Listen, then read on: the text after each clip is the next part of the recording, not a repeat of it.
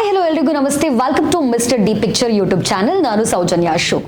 So ನಮ್ಮ ಇವತ್ತಿನ ಒಂದು ಜನರೇಷನ್ನ ಮೋಸ್ಟ್ ಕನ್ಫ್ಯೂಸ್ಡ್ ಜನರೇಷನ್ ಅಂತ ಕರೀತಾರೆ.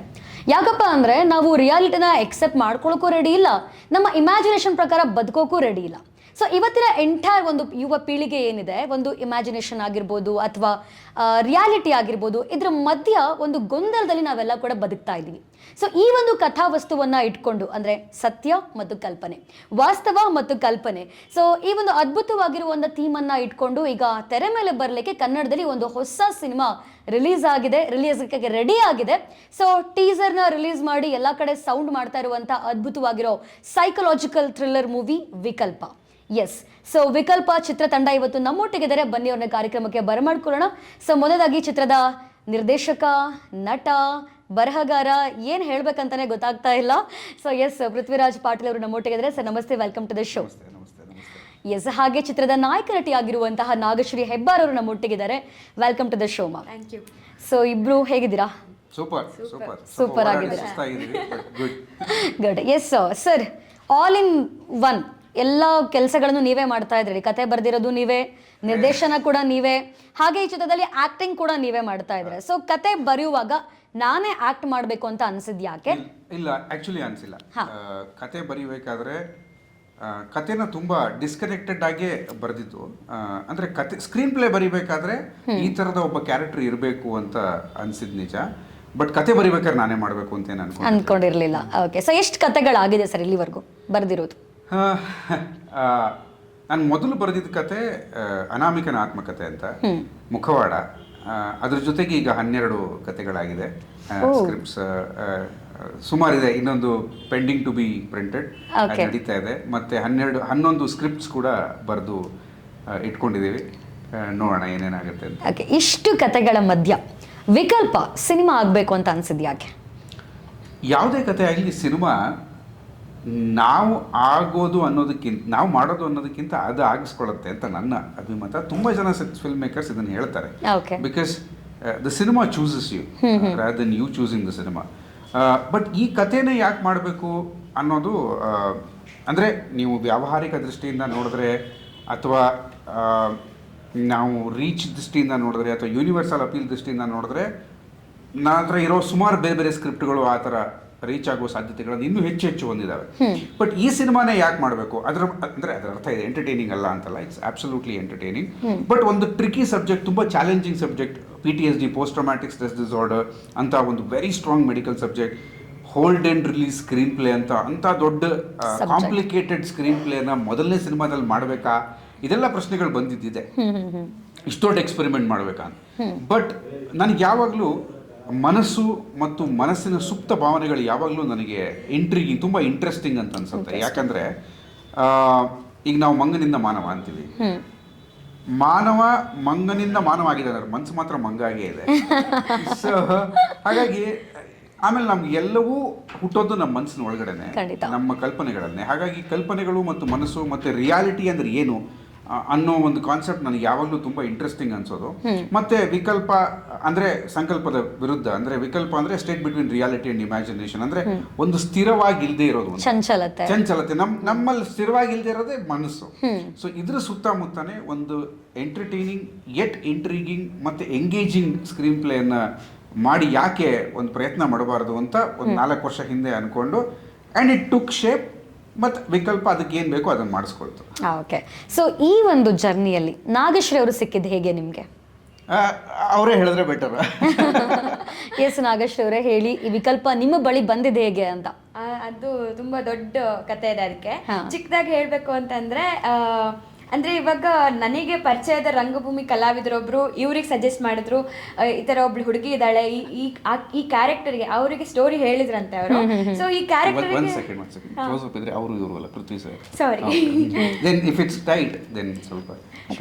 ಓಕೆ, ಪೃಥ್ವಿ ಸರ್ ಅವ್ರಿಗೆ ಕತೆ ಹೇಳಿದ್ರಂತೆ.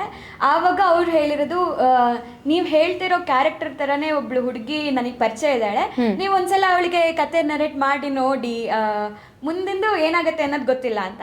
ದೆನ್ ಪೃಥ್ವಿ ಸರ್ ಬಂದ್ರು, ಕಾಲ್ ಮಾಡಿದಾಗ ಫಸ್ಟಿಗೆ ನಾನು ಅಂದರೆ ಮೂವಿ ಮಾಡಬೇಕು ಅನ್ನೋ ಒಂದು ಥಾಟಲ್ಲಿ ಇರಲಿಲ್ಲ. ಓಕೆ, ಇವ್ರ ಕಥೆ ಕೇಳಿ ಆ ಒಂದು ಕತೆ, ಆ ಒಂದು ಕ್ಯಾರೆಕ್ಟರು ಅದ್ರ ಒಂದು ಇಂಟೆನ್ಸಿಟಿ ನೋಡಿ ಸರ್ ನಾನು ಟ್ರೈ ಮಾಡ್ತೀನಿ ಅಂತ ಹೇಳಿ ಟ್ರೈ ಮಾಡ್ತೀನಿ ಓಕೆ ಬಿಕಾಸ್ ಅಷ್ಟು ಇಂಟೆನ್ಸಿಟಿ ಇದೆ ಆ ಕ್ಯಾರೆಕ್ಟರ್ಗೆ ಆ್ಯಂಡ್ ಅದು ನನ್ಗನ್ಸಿದ್ದು ಹೊರಗಡೆ ಕಾಣಕ್ಕಿಂತ ಮನಸ್ಸಿನ ಒಳಗಡೆ ಆ ಒಂದು ಕ್ಯಾರೆಕ್ಟರ್ಗೆ ತುಂಬ ಹೋರಾಟ ಇರುತ್ತೆ.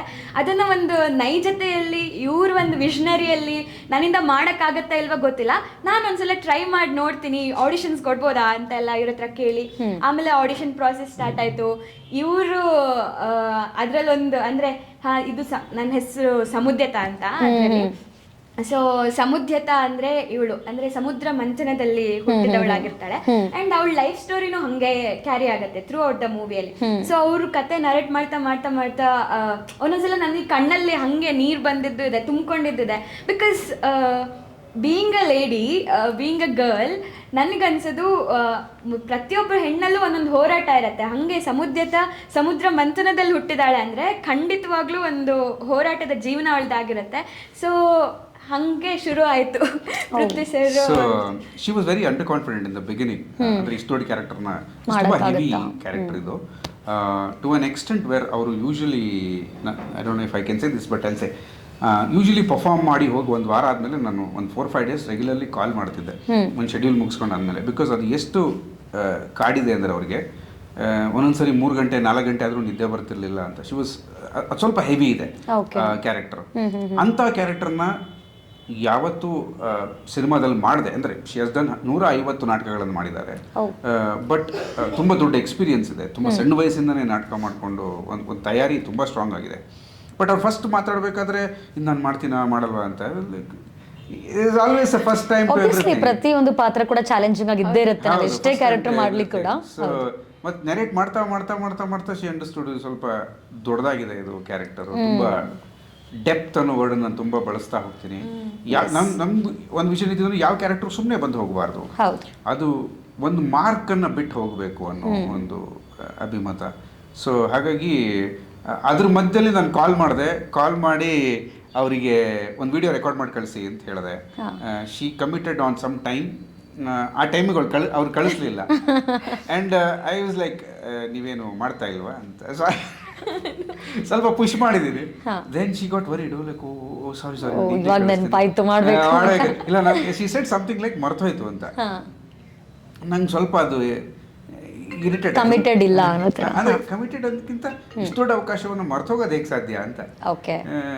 Then immediately then I told her okay ಪರವಾಗಿಲ್ಲ ನಾಳೆ ಕಳಿಸಿ ಅಂತ. ಸ್ವಲ್ಪ ಬ್ಲಂಟ್ ಆಗೇ ಮಾತಾಡಿದೆ.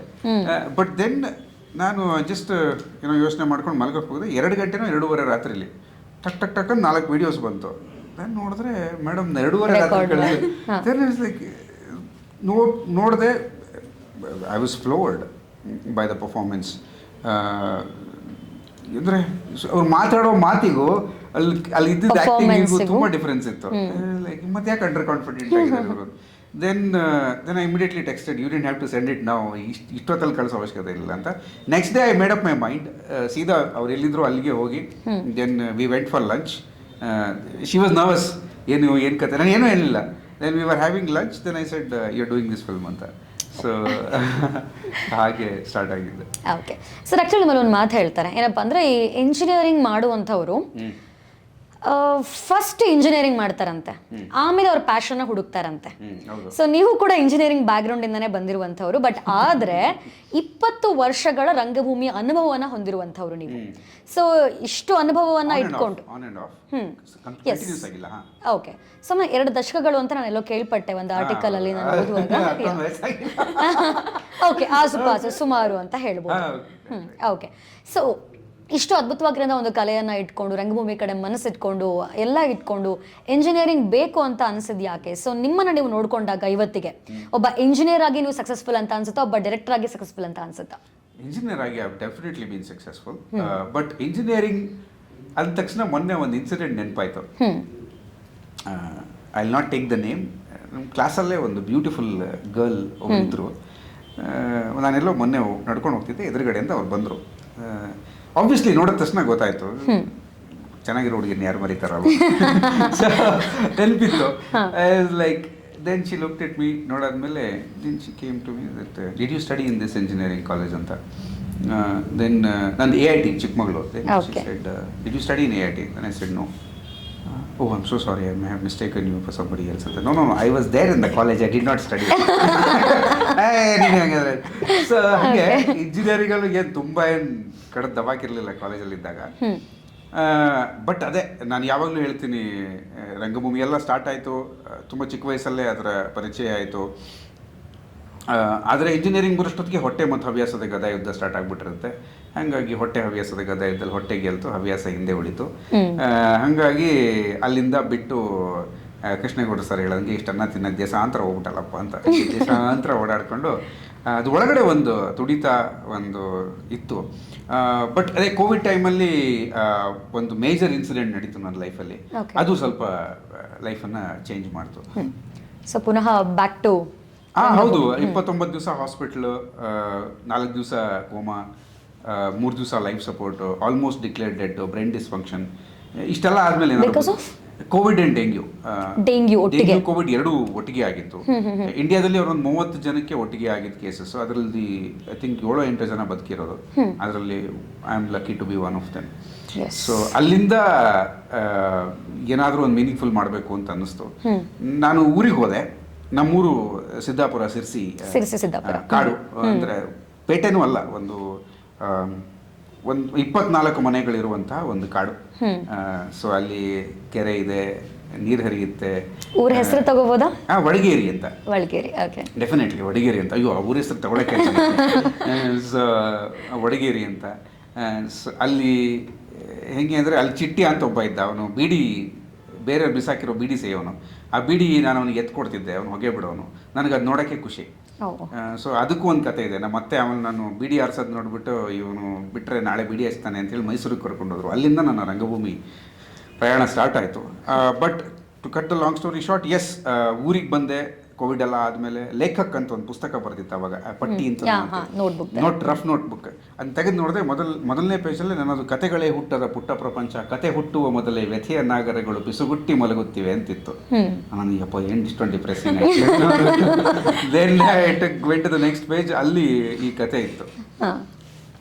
ಇದಕ್ಕೇನೋ ಮಂಗಳ ಆಡಬೇಕಲ್ಲ ಅಂಥೇಳಿ. ಇದು ಹೆಂಗೆ ಅಂದರೆ, ಯಾರೋ ಒಬ್ಬ ಚಕ್ಲಿ ತಿಂದ್ಬಿಟ್ಟಿದ್ದಂತೆ, ಚೆನ್ನಾಗಿ ಚಕ್ಲಿ ತಿಂದ್ಬಿಟ್ಟಿದ್ದಾನೆ. ಈ ಚೌತಿ ಹಬ್ಬದಲ್ಲಿ ನಮ್ಮ ಕಡೆ ಚಕ್ಲಿ ಮಾಡ್ತಾರೆ, ಚಕ್ಲಿ ಮಾಡ್ತಾರೆ. ಫುಲ್ ಗಂಟು ತೆಗೆದು ತಿಂದ್ಬಿಟ್ಟು ಡಾಕ್ಟರ್ ಹತ್ರ ಹೋದಂತೆ. ಡಾಕ್ಟರ್ ಹತ್ರ ಹೋದ ತಕ್ಷಣ ಡಾಕ್ಟ್ರು ಅಂದ್ರಂತೆ, ಏನಿಲ್ಲಪ್ಪ ತೊಂದರೆ ಇಲ್ಲ, ಒಂದು ಮಾತ್ರೆ ಕೊಡ್ತೀನಿ, ಮಾತ್ರೆ ತೊಗೊಂಡ್ಬಿಡು. ಅದಕ್ಕೆ ಅಯ್ಯೋ ಸಾರ್, ಆ ಮಾತ್ರೆ ತಿನ್ನೋ ಜಾಗ ಇದ್ದೀರಿ, ಅಷ್ಟೇ ದೊಡ್ಡ ಚಕ್ಲಿ ತಿಂದ್ಬಿಡ್ತೀನಿ ನಾನು. ಹಂಗೆ ನನಗೆ ಆ ಕತೆ ಸಿಕ್ಕಿದ್ದು, ನನ್ನ ಮೈಂಡ್ ಸೆಟ್ ಇದ್ದಿದ್ದು, ಆಮೇಲೆ ಏನೋ ಜೀವನದಲ್ಲಿ ದೊಡ್ಡದು ಮಾಡಬೇಕು ಅನ್ನೋ ತುಡಿತ, ಇದೆಲ್ಲ ಸೇರಿಕೊಂಡು ಅಲ್ಲಿಂದ ಅದನ್ನ ತಗೊಂಡು ಬೆಂಗಳೂರಿಗೆ ಬಂದು ಕೆಲವು ನಮ್ಮ ಸ್ನೇಹಿತರಿಗೆ ತೋರಿಸಿ ಅವರೆಲ್ಲ ಚೆನ್ನಾಗಿದೆ ಸಿನಿಮಾ ಮಾಡು ಅಂದರು. ನಾನು 16 ಗಂಟೆ ಕೆಲಸ ಮಾಡ್ತಿದ್ದೀನಿ ಆಲ್ರೆಡಿ ITಲಿ, ಸಿನಿಮಾ ಎಲ್ಲಿಂದ. ದೆನ್ ಐ ಸ್ಟಾರ್ಟೆಡ್ ಥಿಂಕಿಂಗ್, ಯಾಕೆ ಆಗಬಾರ್ದು? ಕರೆಕ್ಟ್. ಒಂದು ಜೀವನ ಎಕ್ಸ್ಟ್ರಾ ಏನಾರು ಇದ್ದರೆ ಅದು ಇದ್ರ ಬೇಡ ಅದ್ರಲ್ಲಿ ಮಾಡೋಣ ಅಂತ ಬ್ಯಾಕಪ್ ತಗೋಬೋದು. ಇಲ್ಲಿ ಬರೀ ಗೇಮ್ಸಲ್ಲಿ ಅಷ್ಟೇ ಲೈಫು ಅಲ್ವಾ, ರಿಯಾಲಿಟಿಲಿ ಬರೀ ಒಂದೇ ಲೈಫು. ಸೊ ಇರೋದನ್ನೆಲ್ಲ ಇಲ್ಲೇ ಮಾಡಿ ಹೋಗ್ಬೇಕು. there is no credit system here. ಇದು ನಿಮ್ಮ ಒಂದು ಜರ್ನಿ. ಹೌದು, ಇಂಜಿನಿಯರಿಂಗ್ ಇಂದ ಪುನಃ ಮತ್ತೆ ಡೈರೆಕ್ಷನ್. ಹೌದು. ಹಾಗಾಗಿ ಇಂಜಿನಿಯರಿಂಗ್ ಅಲ್ಲೂ very inspiring journey actually. I hope so. So ಒಬ್ಬೊಬ್ರದ್ದು ಒಂದೊಂದು ಕತೆಗಳಿರುತ್ತೆ. ಎಸ್. ಸೊ ಈಗ ಫಾರ್ ಎಕ್ಸಾಂಪಲ್ ಮೇಡಮ್ ಕತೆನೂ ಭಾಳ ಅಷ್ಟೇ ಇನ್ಸ್ಪೈರಿಂಗ್ ಆಗಿದೆ. ಅವರು ಅದೇ ಥರ ಒಂದು ಊರಿಂದ ಬಂದವ್ರೆ, ನಿಮ್ಮದು ಅದೇ ಥರದ್ದೇನೋ ಕತೆ ಇರುತ್ತೆ. ಸೊ ಎಲ್ಲ ಪ್ರತಿಯೂ ಸಾಗರ ಅಂದ್ರಿ, ಅದು ಒಂದು ಮಾರಿ ಜಾತ್ರೆ ಇದನ್ನ ನೋಡ್ಕೊಂಡೇ ಬಂದಿರ್ತೀವಿ. ಸೊ ಎಲ್ಲರೂ ಸಣ್ಣ ಊರಿನವ್ರು ಒಂದು ಆಕಾಶ ಮೇಲೆತ್ತಿ ನಾವು ಈಗಲೂ ನಾನು have travelled the world. I think about 147 trips have done world wide. ಇವತ್ತು ಏರೋಪ್ಲೇನ್ ಬಂದರೆ ಮೇಲೆ ನೋಡ್ತೀವಿ, ಅಲ್ಲಿ ಏರೋಪ್ಲೇನ್.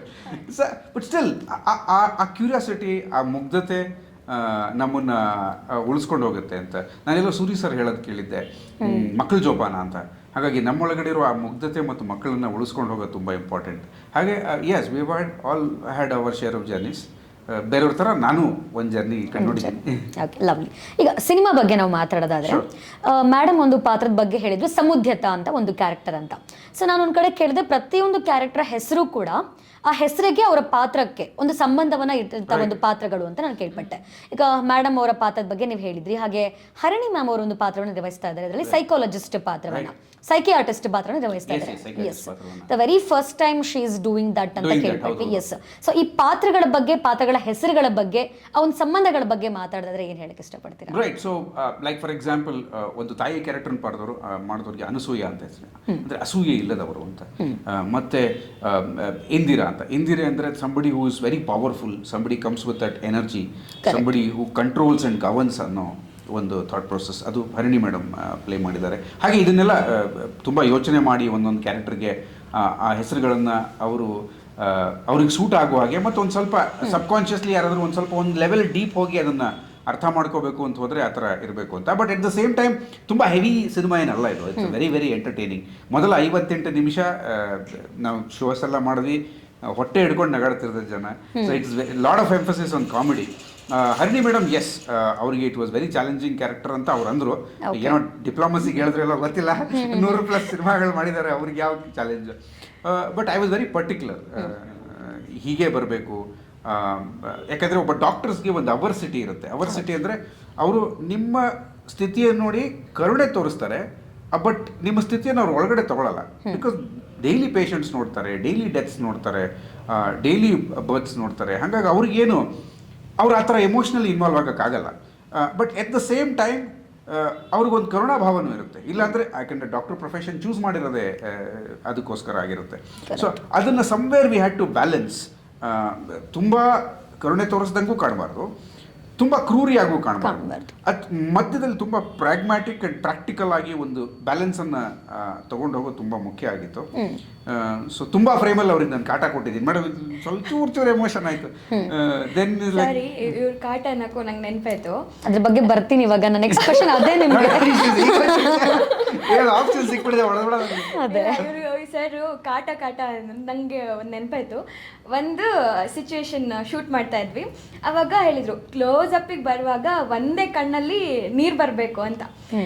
ಅಳೋದು ಈಸಿ, ಅವರು ಅಂದರೆ ಇವಾಗ ಕ್ಲೋಸ್ ಅಪ್ ಸ್ಲೋ ಬರುತ್ತೆ, ಕಣ್ಣು ಓಪನ್ ಇರಬೇಕು, ಡ್ರಾಪ್ ಆಗಬೇಕು, ಒಂದು ಐ ಡ್ರಾಪ್ ಆಗಬೇಕು ಅಂತ.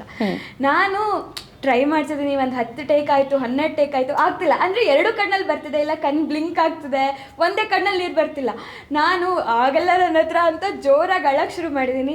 ಇಲ್ಲ ಲಾಸ್ಟ್ ಟೇಕ್ ಆಗುತ್ತೆ ಅಂತ ಸರಿ ಅಂತ ಹೋಗಿ ಕಂಟ್ರೋಲ್ ಮಾಡಿ ಕೂತೆ, ಬಂತು ಕಟ್ ಅನ್ನಕ್ಕೂ ನಾನು ಜೋರಾಗಿ ನಗಾಡ್ತಿದ್ದೀನಿ. ಇವರು ಏನಕ್ಕೆ ನಗಾಡ್ತಿದ್ದೀನಿ? ಇಲ್ಲ ಫುಲ್ ಖುಷಿ ಆಗ್ತದೆ ನನಗೆ, ನಾನು ಹತ್ತಾಗ ಕಟ್ ಅಂದ್ರಲ್ಲ, ನನಗೆ ಫುಲ್ ಖುಷಿ ಆಯಿತು, ಶಾರ್ಟ್ ಬಂತಲ್ಲ ಅಂತ. ಅವರಷ್ಟು ಕಾಟನಕ್ಕೂ ನನಗೆ ಅದು ಒಮ್ಮೆಲೆ ಅಲ್ಲ, ಅದು ಆ್ಯಕ್ಚುಲಿ ಅದು ಶಾರ್ಟ್ ವಾಸ್ ಅಂದರೆ ಕ್ಲೋಸ್ ಅಪ್ ಟ್ರಾಲಿ ಶಾರ್ಟ್. ಹತ್ರ ಬರೋದಕ್ಕೂ ನನಗೇನಂದ್ರೆ ಅದೊಂದು ಆ್ಯಂಗಲ್ ಶಾರ್ಟ್ ಇಟ್ಟಿರ್ತೀವಿ, ಬಂದು ಕ್ಯಾಮ್ರಾ ನಿಲ್ಲೋದಕ್ಕೆ ಟಪ್ ಅಂತ ಒಂದು ಹನಿ ಉದುರಬೇಕು ಅಂತ. ಬಟ್ ಅದು ನಾನು ಹೇಳೋದಕ್ಕೆ ಇಮ್ಯಾಜಿನ್ ಮಾಡೋದಕ್ಕೆ ತುಂಬ ಈಸಿ. ಬಟ್ ಅದನ್ನ ಯಾಕಂದರೆ ಗ್ಲಿಸರಿನ್ ಹಾಕೊಂಡ್ರೆ ತುಂಬ ಓವರ್ಫ್ಲೋ ಆಗುತ್ತೆ, ಮತ್ತು ಅದನ್ನು ನೀವು ಫೀಲ್ ಮಾಡಿನೇ ಅದನ್ನು ನೀವು ಕೊಡಬೇಕು. But I think she did it really well. So ಈ ಥರದ್ದು ಸ್ವಲ್ಪ ಕೆಲವೊಂದು ಕಾಟಗಳು ಕೊಟ್ಟಿದೆ. ಏನೆಲ್ಲ ತಯಾರಿಗಳನ್ನ ಮಾಡ್ಕೊಂಡಿದ್ರಿ ಒಂದು ಸಿನಿಮಾಗೆ ಅಂತ? ಹೌದು, ಹೇಳಿ. ಅಂದರೆ ಫಸ್ಟಿಗೆ ಅವರು ಕ್ಯಾರೆಕ್ಟರ್ ಅರ್ಥ ಹೇಳಿದ ತಕ್ಷಣ, ಓಕೆ ಸಮುದ್ರ ಮಂಥನದಲ್ಲಿ ಹುಟ್ಟಿದವಳು ಸಮುದ್ಯತ ಅಂತ ಅಷ್ಟೇ ಹೇಳಿದ್ದು ಸ್ಟಾರ್ಟಿಂಗಲ್ಲಿ. ನಾನು ಅವಾಗ ನನ್ನ ತಲೆಯಲ್ಲಿ ತುಂಬ ಓಡ್ತು, ಅಂದರೆ ಅಷ್ಟೊಂದು ಕಷ್ಟಗಳಿತ್ತ, ಅಂದರೆ ಸಮುದ್ಯತ ಅಷ್ಟೊಂದು ಕಷ್ಟಗಳನ್ನು ಅನುಭವಿಸಿದ್ಲ ಅಂತ. ಅವಾಗ ಅವ್ರು ಒಂದೇ ಮಾತು ಹೇಳಿದ್ದು, ನೀನು ಕ್ಯಾಮ್ರಾ ಮುಂದೆ ಆ್ಯಕ್ಟ್ ಮಾಡ್ತಿದ್ದೆ ಅಂದರೆ ನೀನು ಸಮುದ್ಯತ ಆಗೇ ಆ್ಯಕ್ಟ್ ಮಾಡು, ನಾಗಶ್ರೀ ಆಗಬೇಡ, ಸಮುದ್ಯತ ಆಗು ಅಂತ. ಆ ಸಮುದ್ಯತ ಅಂದ್ರೇನು, ಅವಳ ಕ್ಯಾರೆಕ್ಟರ್ ಏನು, ಪ್ರತಿ ಇಂಚು ಅವರು very particular about the character ಅಂತ ಪ್ರತಿ ಇಂಚು ವಿವರಿಸ್ತಾ ಇದ್ರು. ನಾನು ಅದನ್ನೆಲ್ಲ ನೋಟ್ ಮಾಡ್ಕೋತಾ ಇದ್ದೆ, because it's very challenging.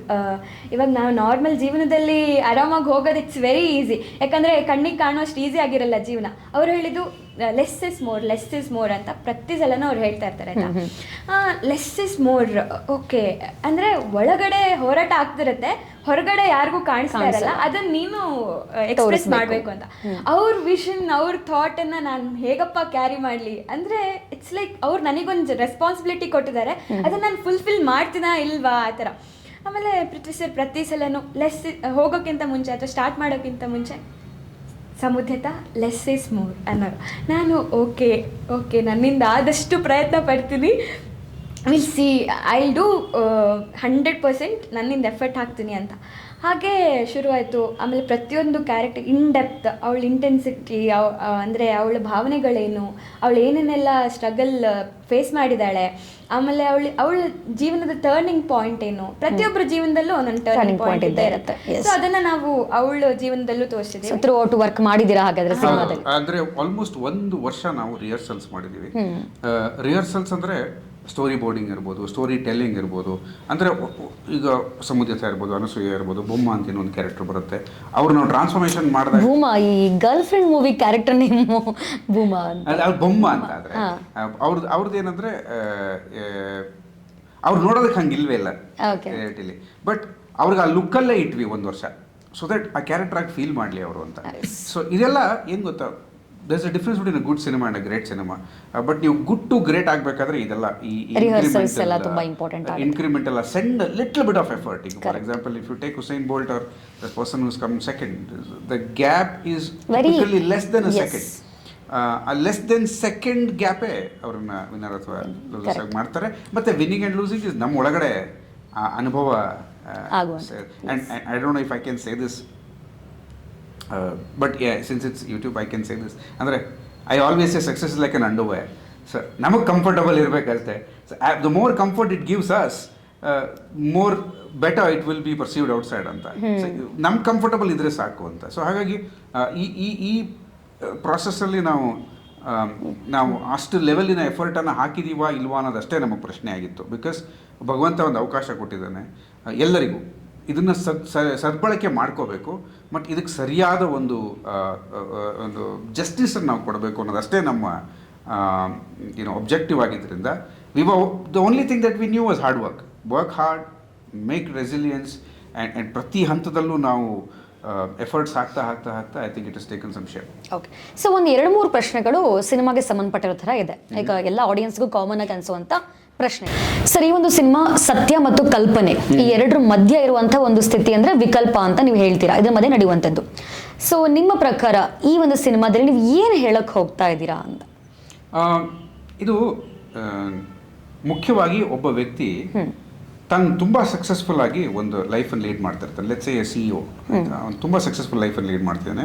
Suddenly starts getting ತುಂಬ ಪ್ರೆಷರು, ವರ್ಕ್ ಪ್ರೆಷರ್ ಇರ್ಬೋದು, ಅದು ಬಿಸ್ನೆಸ್ ಪ್ರೆಷರ್ ನಾರ್ಮಲ್ ಆಗಿದ್ದೇ ಇರುತ್ತೆ. ಬಟ್ ಈ ಸ್ಟಾರ್ಟ್ ಸಡನ್ಲಿ ಸೀಯಿಂಗ್ ವಿಜುವಲ್ಸ್. ಸಡನ್ಲಾಗಿ ಏನೋ ಒಂದು ಭಯ ಆಗುವಂಥ ವಿಜುವಲ್ಸ್ ಅವನಿಗೆ ಕಣ್ಣಿಗೆ ಕಾಣೋಕ್ಕೆ ಶುರುವಾಗುತ್ತೆ. ಆಮೇಲೆ ಏನೋ ಅವನಿಗೆ ಆಲ್ಟರ್ಡ್ ರಿಯಾಲಿಟಿ, ಅಂದರೆ ನನ್ನ ಸುತ್ತಮುತ್ತ ನಡೀತಿರೋದ್ರಲ್ಲ ಸತ್ಯ ಅಲ್ವಾ ಅನ್ನೋ ಡೌಟ್ ಬರೋಕ್ಕೆ ಶುರುವಾಗುತ್ತೆ.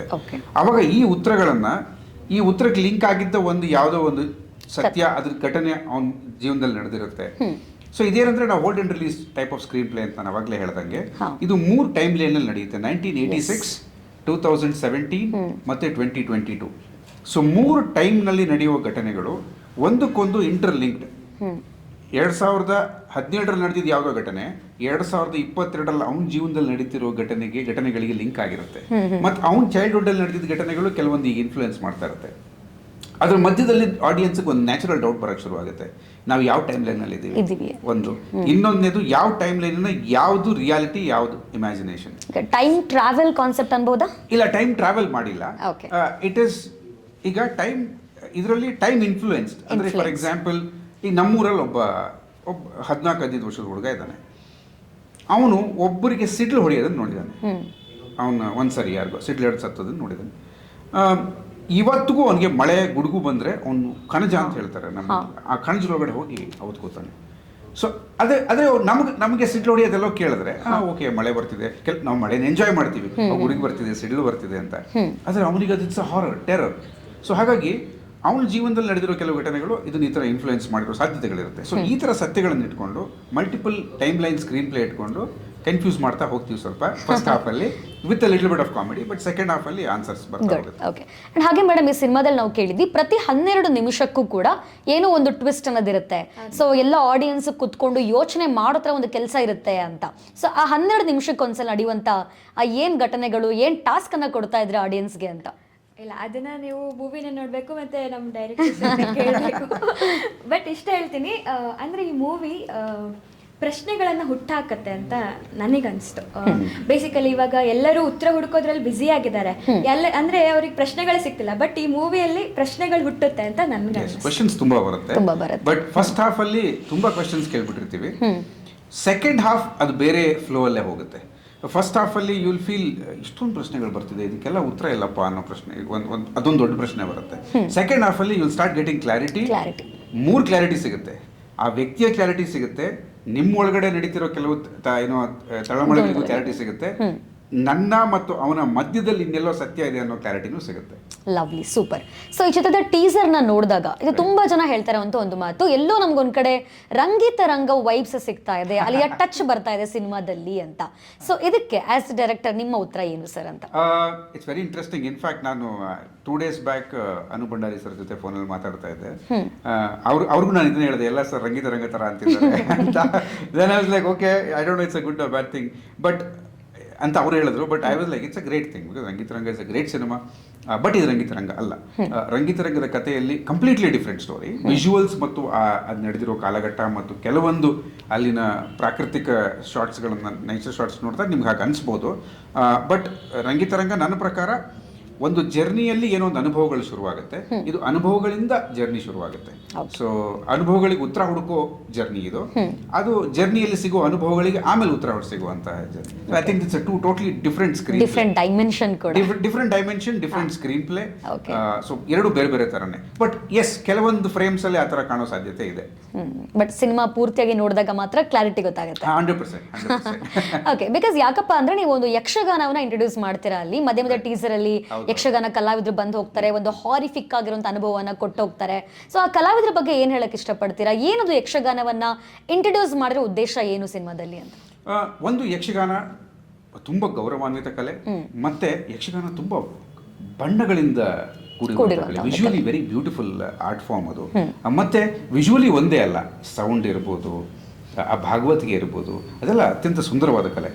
ಮತ್ತು ಯಕ್ಷಗಾನವನ್ನು ಇಂಟ್ರೊಡ್ಯೂಸ್ ಮಾಡೋದಕ್ಕೆ ಯಾಕೆ ಅಂತಂದರೆ ಅದು ಕತೆಗೆ ಅದರದೇ ಆದ ರಿಲೆವೆನ್ಸ್ ಇದೆ. ಅವನಿಗೆ ಅವನ ಸುತ್ತಮುತ್ತ ಕಾಣೋ ವಿಜುವಲ್ಸು ಕೆಲವೊಂದು ಸರಿ ಯಕ್ಷಗಾನದ ಆಕೃತಿಗಳಲ್ಲಿ ಕಾಣೋ ಸಿಚುವೇಶನ್ನು ಬರುತ್ತೆ. ಅದು ಯಾಕೆ ಅವನಿಗೆ ಕಾಣ್ತಿದೆ, ಅದಕ್ಕೂ ಅವನ ಪಾಸ್ಟ್ ಲೈಫ್ಗೂ ಏನಾದ್ರು ಕನೆಕ್ಷನ್ ಇದೆಯಾ? ಸೊ ಈ ಥರದ ಪ್ರಶ್ನೆಗಳನ್ನು ಹುಟ್ಟಾಕ್ತಾ ಹೋಗುತ್ತೆ. ಆ್ಯಂಡ್ ಆ ಕತೆಗೆ ರಿಲೆವೆಂಟ್ ಆಗಿರೋದ್ರಿಂದ ಬಳಸ್ಕೊಂಡಿದ್ದೀವಿ ಅಷ್ಟೇ ಹೊರತು, ಮತ್ತು ಯಕ್ಷಗಾನವನ್ನು ನನ್ನ ಮನಸ್ಸಿನ ಗೌರವ ಬೇರೆ, ಬಟ್ ಯಕ್ಷಗಾನವನ್ನು ಬಳಸಲೇಬೇಕು ಅನ್ನೋ ಉದ್ದೇಶದಿಂದ ಏನು ಬಳಸಿಲ್ಲ. ಬಟ್ ಆ ಕಥೆಯಲ್ಲಿ ಆ ಎನ್ವೈರನ್ಮೆಂಟ್ ಅಲ್ಲಿ ನಡೆಯುವಂತಹ ಕಥೆ ಆಗಿರೋದ್ರಿಂದ ಅಲ್ಲಿ ಯಕ್ಷಗಾನ ಒಂದು ಪ್ರಾಮಿನೆಂಟ್ ಒಂದು ಕಲೆ ಆಗಿರೋದ್ರಿಂದ, ಅಂಡ್ ಸಮುದ್ಯತ ಕೂಡ ಯಕ್ಷಗಾನ ಕಲಾವಿದರು ಕೂಡ, ಅಂದ್ರೆ ಆ ಸಿನಿಮಾದಲ್ಲಿ ಯಕ್ಷಗಾನ ಕಲಾವಿದೆ ಕೂಡ.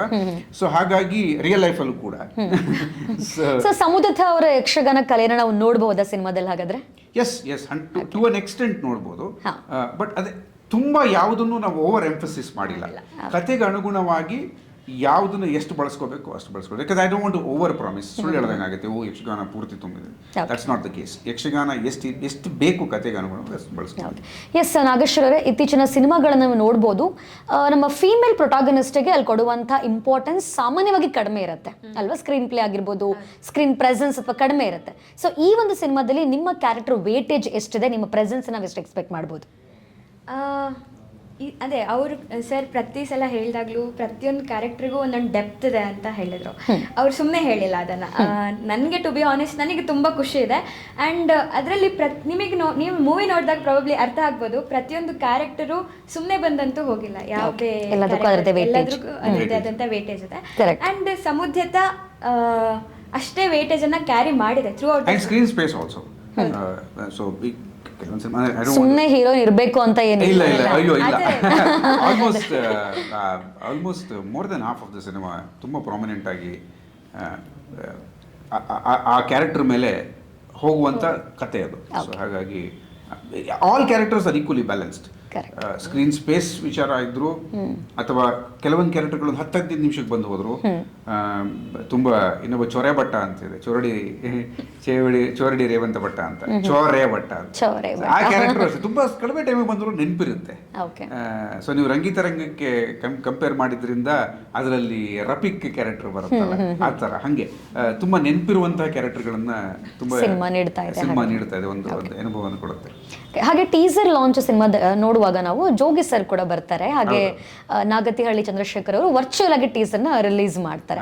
ಸೊ ಅವ್ರ ಹತ್ರ ಹೇಗೆ ಅಪ್ರೋಚ್ ಮಾಡಿದ್ವಿ, ಅವರ ಒಂದು ಅನುಭವ ಹೇಗಿತ್ತು ಅಂತ? ಜೋಗಿ ಸರ್ದು ತುಂಬಾ ವಿಶೇಷವಾಗಿತ್ತು ಅನುಭವ, because he was very reluctant. ಅವರು ಸಾಮಾನ್ಯವಾಗಿ ಸಿನಿಮಾಗಳು ಅಂತ ಬಂದಾಗ ಜಾಸ್ತಿ ಮುಂದೆ ಬರಲ್ಲ. ಮೆನ್ಷನ್ ಮಾಡಿದ್ರು ಕೂಡ, ಸಿನಿಮಾದಿಂದ ನಾನೊಂದು ಒಂದು ಡಿಸ್ಟೆನ್ಸ್ ಅನ್ನ ಮೇಂಟೈನ್ ಮಾಡ್ತಿದ್ದೀನಿ, ಮತ್ತೆ ಅದಕ್ಕೆ ಕಾರಣ ಅವರು ಆಲ್ರೆಡಿ ಸ್ಟೇಜ್ ಮೇಲೆ ಹೇಳಿದ್ದಾರೆ. ಬಟ್ ಅವ್ರಿಗೆ ವ್ಯಕ್ತಿಗತವಾಗಿ ನಾನು ಮೋಸ್ಟ್ಲಿ ಇಷ್ಟ ಆದೆ ಅಂತ ಅನ್ಸುತ್ತೆ. ಅಂದರೆ ನಮ್ಮ ಆನೆಸ್ಟಿ ಇಷ್ಟ ಆಯ್ತು ಅವ್ರಿಗೆ, ನನಗೆ ಇರೋದನ್ನ ಹೇಗಿದೆ ಅದನ್ನ ಕ್ಲಿಯರ್ ಆಗಿ ಹೇಳ್ಬಿಟ್ಟೆ. ಮತ್ತು ಕೆಲವೊಂದು ಟೀಸರ್ ನೋಡಿ ಕೆಲವೊಂದು ಸಿನಿಮಾದ ತುಣುಕುಗಳನ್ನು ಅವ್ರು ನೋಡಿದ್ರು, and he was very appreciative of that. So ಚೆನ್ನಾಗಿದೆ ಅಂತ ಅನಿಸ್ತು ಅವ್ರಿಗೆ. ನಾಗತಿಹಳ್ಳಿ ಚಂದ್ರಶೇಖರ್ ಸರ್ ಅಂತೂ ವೆರಿ ವೆರಿ ಸಪೋರ್ಟಿವ್. ನಿಮ್ಮಂಥವ್ರು ಬರಬೇಕು ಮಾಡಬೇಕು ಅಂತ ತುಂಬ ಗೌರವದಿಂದ ಟ್ರೀಟ್ ಮಾಡಿದ್ರು. ಮತ್ತು ಅವ್ರು ಸಿನಿಮಾ ಸರ್ಟನ್ ಪೋರ್ಷನ್ಸ್ ಆಫ್ ಸಿನಿಮಾನು ನೋಡಿದ್ರು. ನಾನು ಮತ್ತೆ ಬಂದು ಕೂತ್ಕೊಂಡಿದ್ದನ್ನು ಸಂಪೂರ್ಣ ಅನುಭವವಾಗಿ ನೋಡಬೇಕು ಅಂತಂದರು. ಆಮೇಲೆ ಭಟ್ರು ಸರ್ ಒಂದು ಒಳ್ಳೆ ಟೀಸರ್ ನೋಡಿ ಒಂದು ನೋಟನ್ನು ಬರೀ 1 ನಿಮಿಷದಲ್ಲಿ ಒಂದು ನೋಟನ್ನು ಬರೆದು ಕಳಿಸಿದ್ರು. ಸೊ ಈ ಥರದ್ದು ತುಂಬ ಅನುಭವಗಳಾಗ್ತಾ ಇದೆ. I think I feel good. ಅಂದರೆ ತುಂಬ ಜನ ಇಂಡಸ್ಟ್ರಿಯ ಸಾಧಕ ಬಾಧಕ ಪಾಸಿಟಿವ್ ನೆಗೆಟಿವ್ಸ್ ಬಗ್ಗೆ ಮಾತಾಡ್ತಾರೆ. I got a great welcome. ನಾನು ವೆರಿ ಹ್ಯಾಪಿ. ಓಕೆ. ಸೊ ಹಾಗೆ ಈ ಒಂದು ಸಿನಿಮಾದಲ್ಲಿ ನೀವು ನಿಜವಾಗಿರುವಂತಹ ಸೈಕಿಯಾಟ್ರಿಸ್ಟ್ಗಳ ಸಲಹೆಯನ್ನು ತಗೊಂಡಿದ್ದೀರಾ ಅಂತ ಕೇಳ್ಪಟ್ವಿ. ಸೊ ಅವರ ಒಂದು ಸಲಹೆಗೂ ಈ ಒಂದು ಸಿನಿಮಾಗೂ ಏನು ಸಂಬಂಧ, ಯಾಕೆ ಅವರ ಸಲಹೆಗಳು ಈ ಸಿನಿಮಾಗೆ ಬಹಳ ಮುಖ್ಯ ಅಂತ ಅನಿಸ್ತು ನಿಮಗೆ? ಯಾಕಂದ್ರೆ ಇಟ್ಸ್ ಅ ಮೆಡಿಕಲ್ ಸಬ್ಜೆಕ್ಟ್. ನಾವು ಒಂದು ಪ್ರಿಸ್ಕ್ರಿಪ್ಷನ್ ಬರೀತೀವಿ, ಪ್ರಿಸ್ಕ್ರಿಪ್ಷನ್ ತೋರಿಸ್ಬೇಕಾದ್ರೂ ತುಂಬಾ ರೆಸ್ಪಾನ್ಸಿಬಲ್ ಆಗಿ ತೋರಿಸ್ಬೇಕಾಗುತ್ತೆ. ಮತ್ತೆ PTSD post traumatic stress disorder ಅಲ್ಲಿ ಅದು ಎಲಿವೇಶನ್ ಹೇಗಾಗುತ್ತೆ, PTS ಬಗ್ಗೆ ನಾವು ಮಾತಾಡಬಹುದು, ಯಾಕಂದ್ರೆ ತುಂಬಾ ಜನರಿಗೆ ಹೊಸ ಸಬ್ಜೆಕ್ಟ್ ಅಂತ ಅನ್ಸುತ್ತೆ ಇದು. ಸೊ ಆ ಸಬ್ಜೆಕ್ಟ್ ಬಗ್ಗೆ ಒಂದು 2 ನಿಮಿಷದ ನೀವು ಹೇಳೋದಾದ್ರೆ? ಡೆಫಿನೆಟ್ಲಿ. PTSD ಅಂದ್ರೆ ಪೋಸ್ಟ್ ಟ್ರಾಮಾಟಿಕ್ ಸ್ಟ್ರೆಸ್ ಡಿಸಾರ್ಡರ್ ಅಂತ. ಅಂದ್ರೆ ನಿಮಗೆ ಯಾವತ್ತೂ ನಿಮ್ಮ ಜೀವನದಲ್ಲಿ ನಡೆದಿರುವಂತ ಒಂದು ಟ್ರಾಮಾಟಿಕ್ ಅಥವಾ ಆಘಾತಕಾರಿ ಇನ್ಸಿಡೆಂಟು ನಿಮಗೆ ಭಯವನ್ನ ನಿಮ್ಮಲ್ಲಿ ಸದಾ ಅದು ನಿಮಗೆ ಜಾಗೃತವಾಗಿರುವಂತೆ ಮಾಡುವಂತ ಒಂದು ಘಟನೆ ನಿಮ್ಮ ಜೀವನದಲ್ಲಿ. ಅದರಿಂದ ಆಗುವ ಯಾವ್ಯಾವ ಥರ ಇಂಪ್ಯಾಕ್ಟ್ಸ್ ಆಗ್ಬೋದು. ಈಗ ಫಾರ್ ಎಕ್ಸಾಂಪಲ್ ನಿಮ್ಗೊಂದು ಉದಾಹರಣೆ ಕೊಟ್ಟೆ, ಅವಾಗಲೇ ಒಬ್ಬ ಸಿಡ್ಲು ಹೊಡೆದಿರೋದನ್ನ ನೋಡಿ ಅವ್ನು ಮಳೆ ಬಂತು ಅಂದ್ರೆ ಒಳಗಡೆ ಹೋಗಿ ಔತ್ಕೋತಾನೆ. ಇದೊಂದು ಸಣ್ಣ ಪ್ರಮಾಣದ ಭಯ ಇರ್ಬೋದು, ಸಣ್ಣದೇನಲ್ಲ ಅದು. ಬಟ್ ಇದಕ್ಕಿಂತ ವಿಪರೀತವಾದ ಭಯಗಳಿರ್ತವೆ. ಯಾರೋ ಯುದ್ಧದಲ್ಲಿ ಫೈಟ್ ಮಾಡಿ ಬಂದಿರ್ತಾರೆ, ಅವರಿಗೆ ಏನೋ ಟಪ್ ಒಂದು ಸೌಂಡ್ ಬಂದರೆ ರಾತ್ರಿ ಇಡೀ ಎದ್ದು ಕೂತ್ಕೋತಾರೆ. ಯಾರೋ ನಮ್ಮ ಮೇಲೆ ಫೈರ್ ಮಾಡ್ತಾರೆ, ಯಾರೋ ನಮ್ಮ ಮೇಲೆ ಅಟ್ಯಾಕ್ ಮಾಡ್ತಾರೆ, ಯಾರೋ ಬಾಂಬ್ ಹಾಕ್ತಾರೆ, ನನ್ನನ್ನು ಕೊಲೆ ಮಾಡೋಕ್ಕೆ ಬರ್ತಿದ್ದಾರೆ ಅನ್ನೋ ಫೀಲಿಂಗ್ ಇರುತ್ತೆ. ಮತ್ತೆ ಇನ್ನು ಕೆಲವೊಬ್ಬರು ಅನುಭವಿಸಿರ್ಬೋದು, ಸಡನ್ ಆಗಿ ಯಾರೋ ಹಿಂದೆ ನಿಂತಿದ್ದಾರೆ ಅಂತ ಅನ್ಸೋದು. ಆಮೇಲೆ ಸಡನ್ ಆಗಿ ಯಾರೋ ಮಲ್ಕೊಂಡಾಗ ಯಾರೋ ಎದೆ ಮೇಲೆ ಕೂತು ನನ್ನ ಕುತ್ತಿಗೆ ಸಿಗ್ತಿದ್ದಾರೆ, ನನ್ಗೆ ಅಲ್ಲಾಡಕ್ ಆಗ್ತಿಲ್ಲ. ಸೊ ಇದೆಲ್ಲ ಏನೋ one of the types of PTSD, post traumatic stress disorder. ಅಂದರೆ ನಾವು ಎಷ್ಟು ಸ್ಟ್ರಾಂಗ್ ಆಗಿ ಬೆಳ್ಕೊ ಬಂದಿದ್ದೀವಿ, ನಮ್ಮ ವ್ಯಾಲ್ಯೂ ಸಿಸ್ಟಮ್ ಎಷ್ಟು ಸ್ಟ್ರಾಂಗ್ ಆಗಿದೆ, ಮತ್ತು ನಮಗೆ ಯಾವ್ಯಾವ ಥರದ ಒಂದು ಸಿಚುವೇಶನ್ ನಾವು ಬದುಕ್ತಿದ್ದೀವಿ ಅನ್ನೋ ಮೇಲೆ ಆಧಾರದ ಮೇಲೆ ನಿಮ್ಗೊಂದು ಸಣ್ಣ ಇನ್ಸಿಡೆಂಟು ದೊಡ್ಡ ಇನ್ಸಿಡೆಂಟ್ ಆಗ್ಬೋದು. ಈ ಫಾರ್ ಎಕ್ಸಾಂಪಲ್ ನೀವು ಡ್ರೈವ್ ಮಾಡ್ಕೊಂಡು ಬರ್ತಿರ್ತೀರ, ಯಾರೋ ಅಡ್ಡ ಬರ್ತಾರೆ, ನೀವು ಒಂದು ಹ್ಯಾಪಿ ಮೂಡಲ್ಲಿ ಇದ್ರೆ ಪರವಾಗಿಲ್ಲ ಸರ್ ಹೋಗಿ ಅಂತೀರ. ಅದೇ ನೀವು ಸಿಟ್ಟಲ್ಲಿದ್ರೆ ಯಾಕೋ ಬಂದ. ಸೊ ಹಾಗೆ it all depends on your mind set. ಆ ಮನಸ್ಸಿನ ವಿಚಾರಗಳಲ್ಲಿ. ಸೊ PTSD ಅಂದರೆ post traumatic stress disorder. It's something where ನಿಮ್ಮ ಜೊತೆ ನಡೆದಿರೋ ಒಂದು ಆಘಾತಕಾರಿ ಘಟನೆ ನಿಮಗೆ ದೊಡ್ಡ ಇಂಪ್ಯಾಕ್ಟ್ ಆಗಿ ಕಾಡುವಂಥ ಒಂದು ಮಾನಸಿಕ ಸ್ಥಿತಿ. ಬಟ್ ತುಂಬಾ ಜನಕ್ಕೆ ಅದು ಐಡೆಂಟಿಫೈ ಕೂಡ ಮಾಡ್ಕೊಳ್ಳೋಕೆ ಸಾಧ್ಯ. ಎಕ್ಸಾಕ್ಟ್ಲಿ. ತುಂಬಾ ಜನ ಯಾವ್ದಕ್ಕೋಸ್ಕರ ನಾನು ಇದಕ್ಕೆ ಹೆದರ್ತಿದ್ದೀನಿ ಅನ್ನೋ ಡೌಟ್ ಇರುತ್ತೆ ಅವ್ರಿಗೆ. ಈಗ ಫಾರ್ ಎಕ್ಸಾಂಪಲ್ ನನ್ನ ಡಾಟರ್, ನನ್ನ ಯಂಗರ್ ಒನ್, ಅವಳು ಏನೋ ತುಂಬಾ ಕತ್ಲೆಗೆ ಹೆದರಲ್ಲ. ಬಟ್ ನನ್ನ ಓಲ್ಡರ್ ಡಾಟರ್ ತುಂಬಾ ಕತ್ಲೆಗೆ ಹೆದರ್ತಾಳೆ. So we don't know, shall figure it out as she grows. So ಈ ಥರದ್ದು ಕೆಲವೊಂದು ತುಂಬ ಜನಕ್ಕೆ ಈ ಥರ ಚಾಲೆಂಜಸ್ ಇರುತ್ತೆ, ವೇರ್ ಅವ್ರು ಯಾಕೆ ಹೆದರ್ತಾ ಇದ್ದಾರೆ ಅಂತ ಅವ್ರಿಗೆ ಗೊತ್ತಿರಲ್ಲ.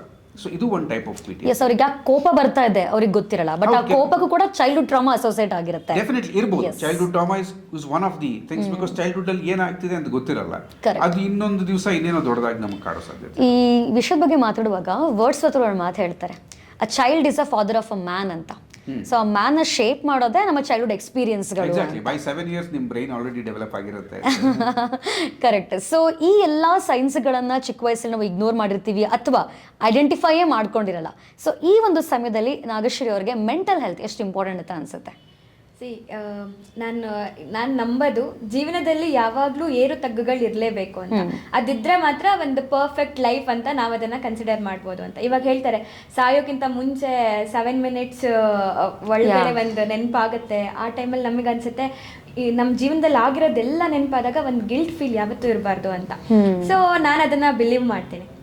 ಆವಾಗ ಅದೇ ಹೇಳೋದು, ಇವಾಗ ಮೆಂಟಲ್ ಹೆಲ್ತ್ ಇವಾಗಿನ ಜನ್ರೇಷನ್ಗೆ ನನಗೆ ಪರ್ಸ್ನಲಿ ಅನ್ಸೋದು, ಇವಾಗ ನಾನು ಖುಷಿಯಾಗಿರಬೇಕು ಅಂದರೆ ನನ್ನ ಮೆಂಟಲ್ ಹೆಲ್ತ್ ಅಷ್ಟೇ ಸ್ಟ್ರಾಂಗ್ ಆಗಿರಬೇಕು ಆ್ಯಂಡ್ ಅಷ್ಟೇ ಒಂದು ಹೆಲ್ದಿ ಆಗಿರಬೇಕು. ಅಂದರೆ ಮಾತ್ರ ನಾವು ನಮ್ಮ ಲೈಫನ್ನು ಎಂಜಾಯ್ ಮಾಡೋಕ್ಕೂ ಸಾಧ್ಯ, ಪ್ರತಿಯೊಂದು ಕ್ಷಣನೂ ಅನುಭವಿಸೋಕ್ಕೆ ಸಾಧ್ಯ ಅಂತ ಹೇಳ್ತೀನಿ. ಸೊ ನನ್ನ ಪ್ರಕಾರ ಮೆಂಟಲ್ ಹೆಲ್ತಿಗೆ ತುಂಬ ಸರಿ ನಾವು ಯಾವ ವಿಷಯ ಹೇಗಿದೆ ಅದನ್ನು ಅಕ್ಸೆಪ್ಟ್ ಮಾಡ್ಕೊಳ್ಳೋದು ತುಂಬ ಇಂಪಾರ್ಟೆಂಟ್ ಆಗುತ್ತೆ. ಅಕ್ಸೆಪ್ಟೆನ್ಸ್. ಈಗ ಫಾರ್ ಎಕ್ಸಾಂಪಲ್ ನಿನ್ನೆಯಿಂದ ಒಂದು 2-3 ಜನ ನನ್ನ ಕೇಳಿದ್ರು, ಸಿನಿಮಾ ಲಾಸ್ ಆದರೆ ಏನು ಮಾಡ್ತೀರಾ, ಅಥವಾ how do you look at the dynamics of business ಅಂದರೆ see I have gone through, ನಾನು ಅವಾಗಲೇ ನನ್ನ ಸ್ಟೋರಿ ಹೇಳಿದಾಗೆ I have gone through so much in life.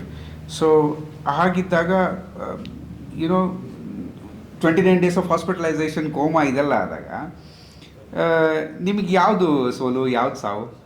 ಹಾಗಿದ್ದಾಗ ನನಗೇನು ಅನ್ಕೊಂಡೆ, see that's why I told that person that I am not afraid of losing, I am not aspirant of winning. ನನಗೆ ಸೋಲು ಭಯನೂ ಇಲ್ಲ, ಗೆಲ್ಲಬೇಕು ಅನ್ನೋ ಏನೋ ತುಂಬ ಅತಿಯಾದ ಡಿಸೈರೂ ಇಲ್ಲ, ಯಾಕಂದರೆ ಅದೆರಡು ನನ್ನ ಕಂಟ್ರೋಲಲ್ಲಿಲ್ಲ. ಸೊ ನನ್ನ ಕಂಟ್ರೋಲ್ ಇರೋದು ಈ ಕ್ಷಣವನ್ನು ಆನಂದಿಸುವುದು ಮಾತ್ರ. I think that is a very very important part of mental health. Correct. ಯಾವುದು ಹೇಗಿದೆ ಹಾಗೆ ಯಥಾವತ್ತಾಗಿ ಅಕ್ಸೆಪ್ಟ್ ಮಾಡೋದು.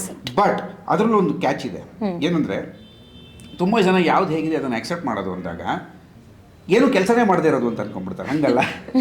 ಅಂದರೆ ಶ್ರೀಕೃಷ್ಣನಿಗೆ ಅರ್ಜುನ ಕೇಳ್ತಾನಂತೆ, ಅಲ್ಲ ಹೇಳ್ತಾನಂತೆ ಅರ್ಜುನನಿಗೆ, ನಿನಗೆ ಗ್ಯಾರಂಟಿ ರಾಜ ಆಗ್ತೀಯಾ ಅಂತ ಅವ್ನು ಹೇಳ್ತಾನಂತೆ. ಅದಕ್ಕೆ ಅವ್ನು ಹೇಳ್ತಾನೆ, ಹಾಗಾದ್ಮೇಲೆ ನಾನು ಯಾಕೆ ಯುದ್ಧ ಮಾಡಬೇಕು, ಹೇಗೂ ರಾಜ ಆಗ್ತೀನಲ್ಲ ಅಂತ. ನನ್ನ ಹಣೆಯಲ್ಲಿ ಆಲ್ರೆಡಿ ರಾಜ ಆಗೋದು ಬರ್ದಿದೆಯಲ್ಲ ಅಂತ. ಅವಾಗ ಅದಕ್ಕೆ ಯುದ್ಧ ಮಾಡಿ ಗೆದ್ರೆ ರಾಜ ಆಗ್ತೀಯ ಅಂತ ಬರ್ದಿದ್ರೆ ಏನು ಮಾಡ್ತೀಯ ಅಂತ. ಹಾಗೆ so hard work is very important.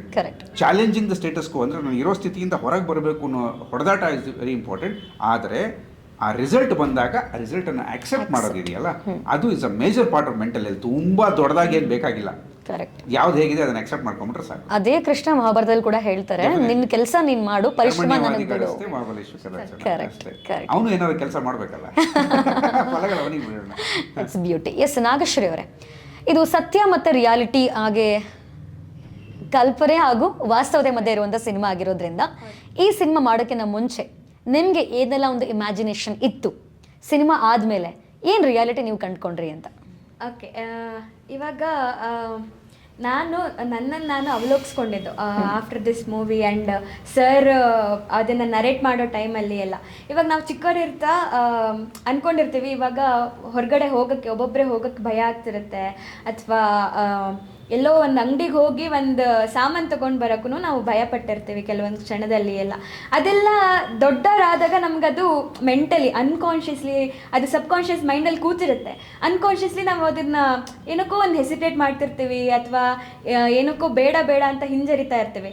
ಅದನ್ನೆಲ್ಲ ಕೂತ್ಕೊಂಡು ಯೋಚನೆ ಮಾಡಿದೆ, ಏನಕ್ಕೆ ಈ ಥರ ಆಗ್ತದೆ ಅಂತ. ಇವರು ಕತೆ ನರೇಟ್ ಮಾಡಿದ ಒಂದು ಕ್ಷಣಕ್ಕೂ ಪ್ರಾಬಬ್ಲಿ ನನಗೆ ಯೋಚನೆ ಮಾಡೋಕ್ಕೆ ಒಂದು ಕ್ಷಣ ಸಿಕ್ತು, ಅಂದರೆ ಒಂದು ಸನ್ನಿವೇಶ ಅಥವಾ ಒಂದು ಸಿಚುವೇಶನನ್ನು ತಂದುಕೊಟ್ರು. ಸೊ ಅದಾದಮೇಲೆ ನನ್ನ ಜೀವನದ ಒಂದು ವಾಸ್ತವತೆ ಮತ್ತು ಒಂದು ಕಲ್ಪನೆ ಏನಿತ್ತು ಅದರದ್ದು ಒಂದು ಗ್ಯಾಪ್ ಇರುತ್ತಲ್ಲ ಮಿಡಲಲ್ಲಿ, ವಾಸ್ತವ ಮತ್ತು ಕಲ್ಪನೆ, ಅದರದ್ದೊಂದು ಕ್ಷಣವನ್ನು ನಾನು ಅದನ್ನು ಅರ್ಥಕೊಂಡೆ ಅಂತ ನನ್ಗನ್ನಿಸ್ತು. ಮೂವಿ ಬಗ್ಗೆ ಕೇಳೋದಂದ್ರೆ ಸರ್ ಹೇಳ್ತಾರೆ. ಮೂವಿ ಬಗ್ಗೆ ನಿಮ್ಮ ಇಮ್ಯಾಜಿನೇಷನ್ ಏನಿತ್ತು? ಸೊ ಫೈನಲಿ ರಿಯಾಲಿಟಿ ಏನಂತ ನೀವು ಕಂಡುಕೊಂಡ್ರಿ ಮೂವಿ ಬಗ್ಗೆ? Okay, this very interesting question. ಸತ್ಯ ಹೇಳ್ಬಿಡ್ತೀನಿ, ನಾನು ಸತ್ಯವಾಗ್ಲೂ ನಾನು ಇಷ್ಟು ಚೆನ್ನಾಗಿ ಬರುತ್ತೆ ಅಂತ ನಾನು ಅನ್ಕೊಂಡಿಲ್ಲ. ನಾನು ಸೇಲ್ ಮಾಡೋಕ್ಕೆ ಟ್ರೈ ಮಾಡ್ತಿಲ್ಲ. ನಾನು ನನ್ನ ರಿಯಲ್ ಲೈಫಲ್ಲಿ 20 ವರ್ಷದಿಂದ ಸೇಲ್ ಮಾಡ್ಕೊಂಡೇ ಬಂದಿದ್ದೀನಿ. ಯಾಕಂದರೆ ಸೇಲ್ ಮಾಡಿದ್ರೆ ಆಮೇಲೆ ಸಿಗಾಕ್ ಬಂತು, ಇದ್ದಿದ್ದಂಗೆ ಹೇಳೋದು ಇಂಪಾರ್ಟೆಂಟ್. ಸೊ ಹಾಗಾಗಿ ನಾನು ಮುಂಚೆ ಇದನ್ನು ಶುರು ಮಾಡಿದಾಗ ಮೊದಲನೇ ದೋಸೆ ಅಂಟ್ಕೊಳ್ಳುತ್ತೆ, ಹಂಚಿಗೆ ಹಿಡಿಯುತ್ತೆ, ಈರುಳ್ಳಿ ಹಾಕಿ ತಿಕ್ಕಬೇಕಾ ಅಂತೆಲ್ಲ ಹೆದರಿಕೆ ಇತ್ತು. But surprisingly it has come out really well. ತುಂಬ ಚೆನ್ನಾಗಿ ಬಂದಿದೆ. ಸರ್ಪ್ರೈಸಿಂಗ್ಲಿ ಯಾಕಂತೀನಿ ಅಂದರೆ we had our own share of challenges. So ಹಾಗಾಗಿ ಇದನ್ನ ಏನು ಕಲ್ಪಿಸ್ಕೊಂಡಿದ್ವಲ್ಲ ಅದಕ್ಕಿಂತ ಒಂದು 10-20% ಚೆನ್ನಾಗಿ ಬಂದಿದೆ, which is very rare for a director to say. But ನಾನು ಹೇಳುವಂತಹ ಕತೆಗಳ ಕಲ್ಪನೆ ಇನ್ನೂ ತುಂಬ ದೊಡ್ಡದಿದೆ. ಹಾಗಾಗಿ I am always gonna be an unsatisfied director. But ಈ ಕೆಲವೊಂದು ಕತೆ ಕೆಲವೊಂದು ಕಾಲಘಟ್ಟಕ್ಕೆ ಸೂಕ್ತವಾಗಿರ್ತವೆ. ಸೊ ನಾವು ಈಗ 5 ವರ್ಷದ ಮಗುನ 10 ಅಡಿ ಹಾರು ಅಂತ ಹೇಳೋಕ್ಕಾಗಲ್ಲ. ಸೊ ಐ ಥಿಂಕ್ ಈ ಪೆರಿಮೀಟರಲ್ಲಿ, ಈ ಟೆಂಪ್ಲೇಟಲ್ಲಿ it is come out really well. So that is the reality you found. Very very satisfied. Okay, yes Nagashree ಅವರೇ, ಆಸ್ ಎ ಡೈರೆಕ್ಟರ್ ಪೃಥ್ವಿರಾಜ್ ಅವ್ರಿಗೆ ಎಷ್ಟು ರೇಟಿಂಗ್ಸ್ ಕೊಡ್ತೀರಾ? ಆಸ್ ಅನ್ ಆಕ್ಟರ್ ಎಷ್ಟು ರೇಟಿಂಗ್ಸ್ ಕೊಡ್ತೀರಾ? ಅಥವಾ ಒಬ್ಬ ರೈಟರ್ ಆಗಿ ಎಷ್ಟು ರೇಟಿಂಗ್ಸ್ ಕೊಡ್ತೀರಾ? ಓಕೆ, ಔಟ್ ಆಫ್ 10 ಆಕ್ಟರ್ ಅಂತಂದ್ರೆ ನಾನು ಔಟ್ ಆಫ್ 10ಗೆ 10 10 ಕೊಡ್ತೇನೆ. out of 10, ಯಾಕಂತಂದ್ರೆ ನನಗೆ ಪರ್ಸ್ನಲಿ ಅನ್ಸಿದ್ದು ಇವಾಗ ನಮ್ಮ ಮೂವಿಲಿ ಅವ್ರು ಯಾವ್ದೆಲ್ಲ ಕ್ಯಾರೆಕ್ಟರ್ ಬರ್ದಿದಾರೋ ಅದೆಲ್ಲ ಪ್ರತಿಯೊಂದು ಕ್ಯಾರೆಕ್ಟರ್ನು ಅವ್ರು ಜೀವಿಸಿದ್ದಾರೆ. ಅಂಡ್ ನಮ್ಗೆ ಆ ಕ್ಯಾರೆಕ್ಟರ್ನ ಮಾಡಕ್ಕೆ ಅವ್ರು ಏನ್ ಟ್ರೈನ್ ಕೊಡ್ತಾ ಇದ್ರಲ್ಲ ಆ ಟೈಮಲ್ಲಿ ಅವ್ರು ಮಾಡಿ ತೋರ್ಸೋರು ಅದನ್ನ ಹಿಂಗೆ ಅಂತೆಲ್ಲ. ನನ್ಗೆ ಅವಾಗ ಅನ್ಸೋದು ಏನು ಸರ್ ಎಲ್ಲ ಕ್ಯಾರೆಕ್ಟರ್ನು ಇಷ್ಟು ಲೀಲಾಜಾಲವಾಗಿ ಮಾಡಿಬಿಡ್ತಾರಲ್ಲ, ಇಷ್ಟು ಈಸಿಯಾಗಿ ಮಾಡಿಬಿಡ್ತಾರಲ್ಲ ಅಂತ. ಸೊ ನಾನು ಅವ್ರಿಗೆ ಯಾವಾಗಲೂ ಹೇಳ್ತಾ ಇರ್ತೀನಿ, ನಿಮ್ಮೊಂದು ಆ್ಯಕ್ಟಿಂಗ್ ಸ್ಕಿಲ್ಲಲ್ಲಿ ನಾನು ಯಾವಾಗಲೂ ನಾನು ಇನ್ಸ್ಪೈರ್ ಆಗ್ತಾನೆ ಇರ್ತೀನಿ ಅವ್ರು ಪ್ರತಿಯೊಂದು ಆ್ಯಕ್ಟಿಂಗ್ ಮಾಡುವಾಗಲೂ. ಇವಾಗ ನಾವು ಶಾರ್ಟ್ ತೊಗೊಳ್ಳುವಾಗೆಲ್ಲ ಕೆಲವೊಂದ್ಸಲ ಅನಿಸ್ತಿರುತ್ತೆ ಯಾಕೆ ಇದು ನೆಸೆಸರಿನಾ ಅಂತ. ಬಟ್ ಅವ್ರ ಡೈರೆಕ್ಟರ್ ವಿಷನ್ ಏನಿರುತ್ತೆ ಅದು ಅವ್ರಿಗೆ ಮಾತ್ರ ಗೊತ್ತಿರುತ್ತೆ. ಇಲ್ಲ ಇದು ಬರಬೇಕು, ಇದು ಬೇಕು, ನನಗೆ ಇದು ಹಿಂಗೆ ಬೇಕು ಅಂತ ಹೇಳ್ತಾರೆ. ಸೊ ಆಕ್ಟರ್ಗೆ 10 on 10. 10 on 10. ಡೈರೆಕ್ಟರು 10 on 9 ಕೆಲವೊಂದ್ಸಲ. ಯಾಕಂದ್ರೆ ಹಿಂಗೆ ಬರ್ಬೇಕು ಅಂತ ಅವರು ಬಿಡೋದೇ ಇಲ್ಲ. Writer 10 on 10. ಯಾಕಂತಂದ್ರೆ ಅದು ಶಕ್ತಿ ಮೇಡಮ್. ಅದನ್ನ ಅಂದ್ರೆ ಇವಾಗ ಎಲ್ಲ ವರಗಳು ಜಾಸ್ತಿ ಆಗುತ್ತೆ. ಸಾರಿ, ಅಲ್ಲ ನನಗೆ ಅದು ನನ್ನ ಪರ್ಸನಲ್. ಯಾಕಂತಂದ್ರೆ ನನಗೆ ಅನ್ಸೋದೇನಂದ್ರೆ ಯಾವುದೇ ಒಂದು ಕಲೆ ಆಗಿರಲಿ ಪ್ರತಿಯೊಬ್ಬರಲ್ಲೂ ಒಂದೊಂದು ಕಲೆ ಇರುತ್ತೆ. ಬಟ್ ಅದನ್ನ ಗುರುತಿಸಿ ಅವರು ಅದನ್ನ ಬರಿಬೇಕು ಅನ್ಕೊಂತಾರಲ್ಲ. ಸೊ ಇವಾಗ ಎಲ್ಲರಿಗೂ ಬರೆಯಕ್ಕಾಗಲ್ಲ. ಇವಾಗ ನಾನೇ ಕೂತ್ಕೊಂಡು ಬರಿಬೇಕು ಅಂದ್ರೂ ಪದಗಳ ಜೋಡಣೆ ತುಂಬಾ ಕಷ್ಟ. ಹೌದು, ಕ್ರಿಯೇಟಿವಿಟಿ ಬೇಕಾಗತ್ತೆ. ಸೊ ಇವರು ಬರೆಯೋದಿರ್ಬೋದು, ಪ್ರತಿಯೊಂದು ಕ್ಯಾರೆಕ್ಟರ್ಗೂ ಒಂದೊಂದು ಡೈಲಾಗ್ನ ಹೀಗೆ ಬರಬೇಕು, ಇದನ್ನ ಹೀಗೆ ಹೇಳಬೇಕು. ಮೇ ಬಿ ನೀವು ಹರಿಣಿ ಮ್ಯಾಮ್ ಹೇಳೋದು ಕೇಳಿರ್ತೀರಾ, ಈ ಡೈಲಾಗ್ ಹಿಂಗೆ ಇರಬೇಕು ಅಂತ ಅವರಷ್ಟು ಒಂದು ಫೋಕಸ್ಡ್ ಆಗಿರ್ತಾರೆ. ಅದನ್ನ ಬರೆಯಕ್ಕೆ ಅವರು ತುಂಬಾನೇ ಇದು ಮಾಡಿರ್ತಾರೆ. ನಾನು ಡೈರೆಕ್ಟರ್ಗೆ ಯಾಕೆ 9 ಕೊಟ್ಟಿದ್ದು ಅಂತ ಅಂದ್ರೆ ನೆಕ್ಸ್ಟ್ ಕ್ವೆಶ್ಚನ್ ಅದೇ ಇದೆ. ಜಸ್ಟ್ ಇಮ್ಯಾಜಿನ್ ಪೃಥ್ವಿರಾಜ್ ಸರ್ ಇಲ್ಲಿ ಇಲ್ಲ ಅಂತ. Okay, he just vanished. ಓಕೆನಾ? ಸೊ ನಿಮ್ಮಲ್ಲಿ ಏನೇನು ಸಿಟ್ಟಿದೆ, ಕೋಪ ಇದೆ, ಫ್ರಸ್ಟ್ರೇಷನ್ ಇದೆ, ಸೊ ಒಂದು 30 seconds ಅಲ್ಲಿ ನೀವು ಹೊರಗೆ ಹಾಕ್ಬೋದು. ಇವಾಗ ಇಲ್ಲ, ಅವರಿಲ್ಲ. ಫ್ರಸ್ಟ್ರೇಷನ್ ಕೋಪ ಅಂತ ಏನೂ ಇಲ್ಲ. ಅದೇ ಕೆಲವೊಂದ್ಸಲ ಏನಾಗ್ತಿತ್ತು ಅಂತಂದ್ರೆ just imagine he is not there, you have to say something. Okay, I tell.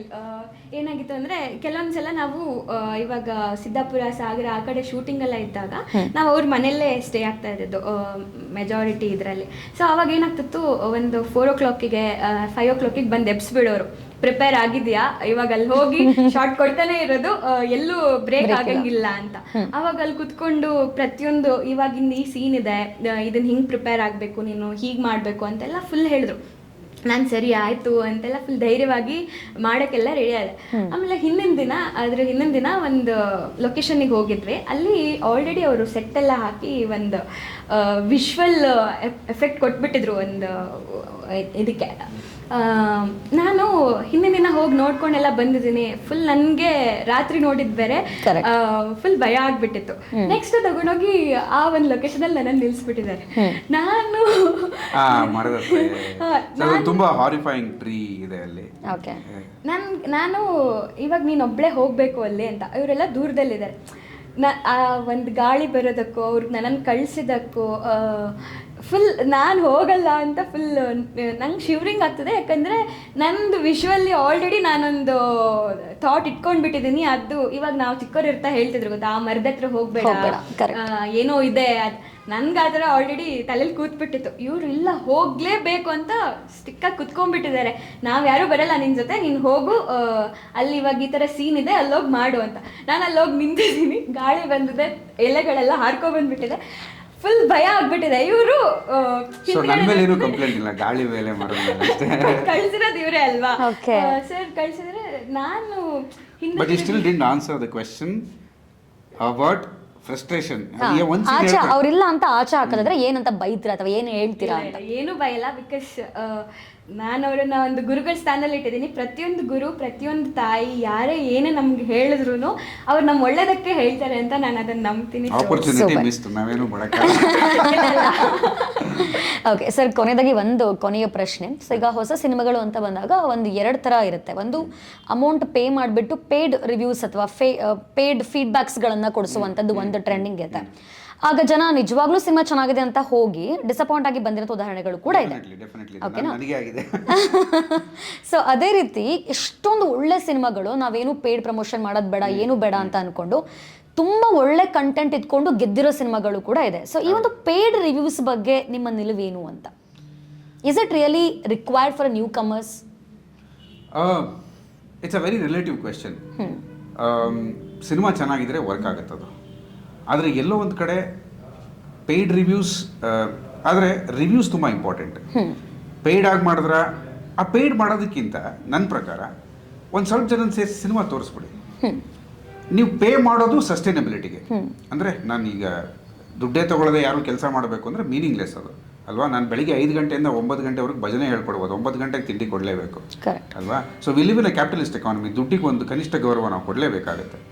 ಅವ್ರು ಯಾರೋ ಶೂಟ್ ಮಾಡ್ತಿರ್ತಾರೆ, ಕ್ಯಾಮ್ರಾ ತೊಗೊಂಬಂದಿರ್ತಾರೆ, ಅದಕ್ಕೆ ನಾವು ಪೇ ಮಾಡಬೇಕು. ಆದರೆ ಸುಮ್ಮನೆ ಸಿನಿಮಾ ನೋಡದೆ ಪೇಯ್ಡ್ ರಿವ್ಯೂ ಕೊಡೋದು ಐ ಥಿಂಕ್ ಅಷ್ಟು ಸಮಂಜಸ ಅಲ್ಲ ಅನಿಸುತ್ತೆ. ಸೊ ನಮಗೂ ಅಷ್ಟೇ, ವೆರೆವರ್ ವಿ ಆರ್ ಪಾಸಿಬಲ್. ನಾವು ಈಗ ಫಾರ್ ಎಕ್ಸಾಂಪಲ್ 5 ಪ್ರೀಮಿಯರ್ ಶೋಸ್ ಮಾಡ್ತಾ ಇದ್ದೀವಿ. ರೆಗ್ಯುಲರ್ಲಿ ನಾನು ಯಾರಿಗೆ ಬನ್ನಿ ಸಿನಿಮಾ ನೋಡಿ ಪ್ಲೀಸ್ ಅಂತ ಕರ್ಕೊಂಡೋಗಿ ನಮ್ಮ ಲ್ಯಾಬಲ್ಲೋ ನಮ್ಮ ಲ್ಯಾಪ್ಟಾಪಲ್ಲೋ ತೋರಿಸ್ಬಿಡ್ತೀವಿ. ಕರೆಕ್ಟ್. ಅವಾಗ ಅವ್ರು ಮಾತಾಡಿದ್ದಕ್ಕೆ ಒಂದು ಅರ್ಥ ಇರುತ್ತೆ. ಆಮೇಲೆ ಅವರು ಒಳ್ಳೆ ಸಿನಿಮಾ ಇದ್ದರೆ ಒಳ್ಳೆ ಸಿನಿಮಾಗೆ ಸಪೋರ್ಟ್ ಮಾಡ್ತೀವಿ, ಆದರೆ ನಮ್ಮ ಸಸ್ಟೈನಬಿಲಿಟಿಗೆ ನೀವು ಇಷ್ಟು ದುಡ್ಡು ಕೊಡಬೇಕಾಗತ್ತೆ ಅಂತ ಕೇಳೋದು ಐ ಥಿಂಕ್ ತುಂಬ ಸೂಕ್ತ ಅನಿಸುತ್ತೆ. ರಾದರ್ ದೆನ್ ಪ್ಯೂರ್ ಪೇಯ್ಡ್ ರಿವ್ಯೂನೇ ಮಾಡೋದಕ್ಕಿಂತ ರಿವ್ಯೂ ಕೊಡಿ, ಬಟ್ ನಿಮ್ಮ ಸರ್ವೈವಲ್ಗೆ you have to get paid. Okay, lovely. So yes, ಇಷ್ಟೆಲ್ಲ ವಿಕಲ್ಪ ಚಿತ್ರತಂಡದ ಜೊತೆಗೆ ಮಾತುಕತೆ ಆಗಿತ್ತು. ಅದ್ಭುತವಾಗಿರುವಂಥ ಒಂದು ಕಥಾ ಹಂದರವನ್ನು ಇಟ್ಕೊಂಡು ಈ ಸಿನಿಮಾ ತೆರೆ ಮೇಲೆ ಬರಲಿಕ್ಕೆ ರೆಡಿ ಆಗಿದೆ. ಒಂದು ಸೈಕಾಲಜಿಕಲ್ ಥ್ರಿಲ್ಲರ್.